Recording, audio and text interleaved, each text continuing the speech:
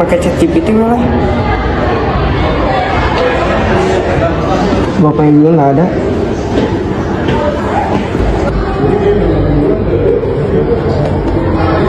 Oke, anak-anak, apakah sudah selesai tugasnya?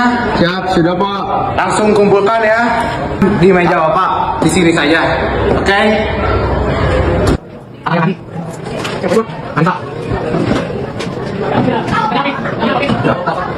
Oke anak-anak, Bapak izin keluar dulu ya, keluar dari kelas.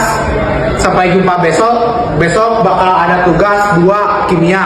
Bakal ada ulangan lagi. Oke? Ingat. Nilai orang bagus gak sia-sia nyontek.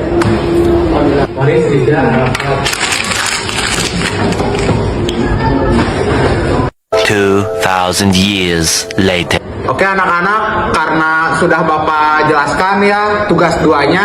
Sekarang seperti yang Bapak omongkan kemarin, bakal ada tugas atau ulangan harian lagi.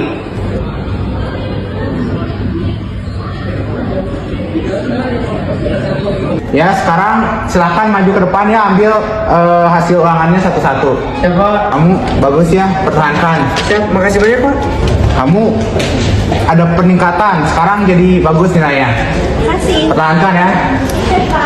Nah, gimana video tadi? Menurut Anda, gimana apa masalah utama pada peristiwa atau yang ada di dalam video tadi? Ada yang tahu? Saya Pak, salah satu masalah